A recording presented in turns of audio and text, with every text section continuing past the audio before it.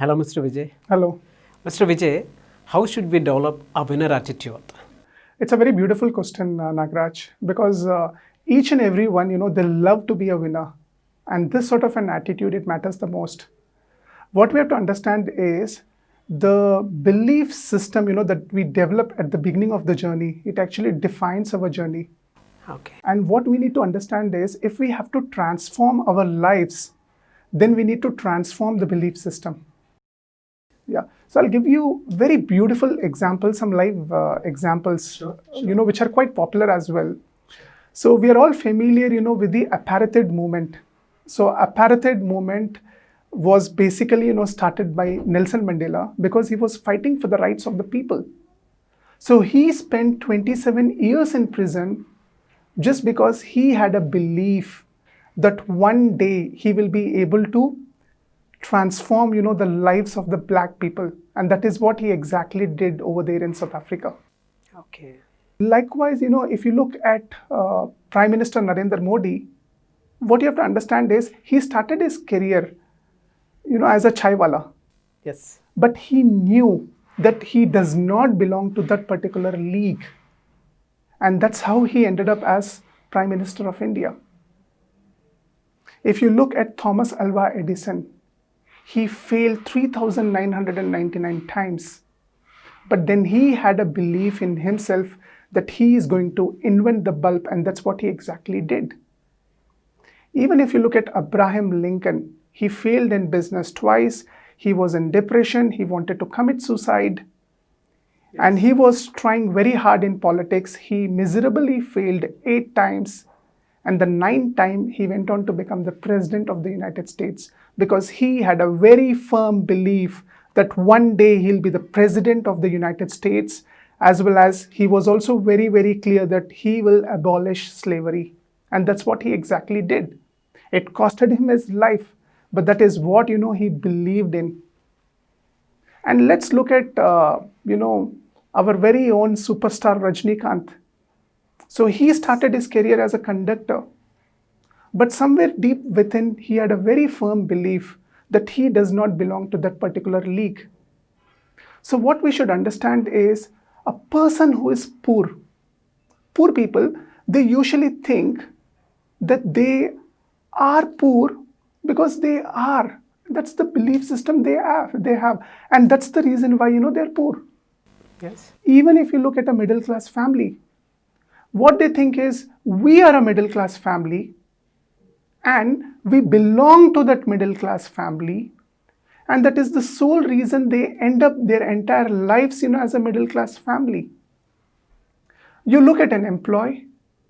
So suppose, say, you have a bright engineering student from India, and all he dreams is he wants to go to the US and then settle there. Yes. So he tries for a visa, he gets visa, he goes to the US and then he settles there as an employee just because he believes that that's his life and that is the best, is what, he's looking for. But whereas an employee who believes in creating a world-class organization, he believes as an employee that he does not belong to that particular league as an employee. And that's when, he comes out and then he starts an organization on his own. So what we have to understand is positive thinking does not guarantee success. Okay. But negative thinking guarantees failure. Exactly. So we should always think positively, and at the same time, we should also have a very strong belief in ourselves that one day I'll be someone, in my life, and someone, who is much different to, what others are, and create a unique identity for ourselves. So when I have given the examples of Thomas Alva Edison, Abraham Lincoln, as well as, Prime Minister Narendra Modi, Nelson Mandela, and then Rajnikant, they all had a very firm belief, in themselves. Look at Dhirubhai Ambani, a person who started his career as an ordinary employee who was basically pouring petrol, in a petrol pump, he goes on to build one of the world's largest empire, that is Reliance Industries Limited. And what we should also understand is the petrochemical refinery, which he has set up in Jamnagar. That's also the world's largest refinery in the world. So how is it he made it possible? Because he had a belief in himself that he will not be an employee throughout his life. And even though he started his career, putting petrol in a petrol pump, he built a world-class organization because he believed in himself and then he went after his goals. So when your beliefs don't expand, your life also does not expand. We need to understand this. So life will only manifest the size, of our beliefs. So I'll give you a very nice example. Suppose there is a very heavy rainfall and then you go out and then you spread your palms. So at the maximum, what will happen? The water quantity, that fills is the size of your palm.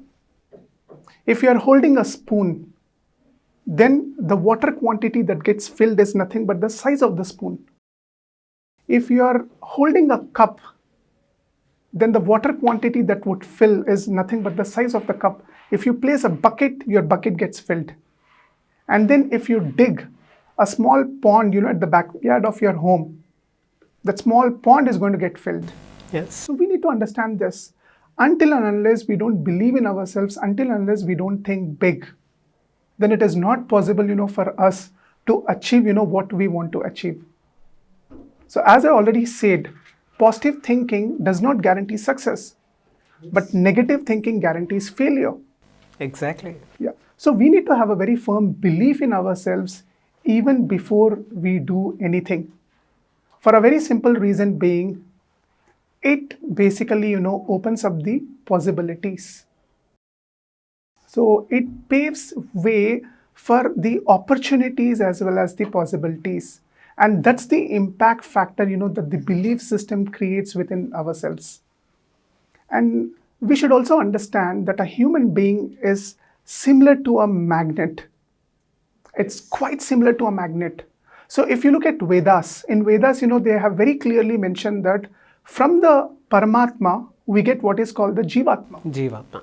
And in Quran, very clearly they had mentioned that everything, is descendant from Allah. In Bible also very clearly they have mentioned that God created human being after his own image. So scientists, they very strongly believe that as far as the universe is concerned, it is nothing but a cosmic magnetic field. Yes. And the human beings are nothing but a biomagnetic field. So we tend to attract based on what we think and what our belief systems are. And there's a very beautiful book called The Secret. And in The Secret book, they talk about what is called the law of attraction. So what it says is, if you think positive, you are sending a positive signals. So what you give is what you get back. So you get back positive. When you keep thinking negative, when you always crib, when you always complain, you are sending what is called the negative signals. And the same negative is going to come back. So human being, as a very strong magnet, we need to be very, very careful, because everything boils down to what we think and what our belief systems are. So whether you look at the right breakthrough or the right opportunities or meeting good people, they all boil down to the belief systems. Because of the quality of the belief systems, whatever we have, we either attract or we repel. So very beautifully, I'll define this particular process. See, it all starts from what is called the quality of our belief system. True. So if Rajnikant, when he believed that he does not belong to the league as a conductor, and he is born for a higher purpose in life, since he believed, he went on to become a superstar. So it all starts with the quality of our belief system. Then next what we have is thinking, the thought process. Now whatever we think, there's something called a trigger, which creates an action. The action becomes an habit.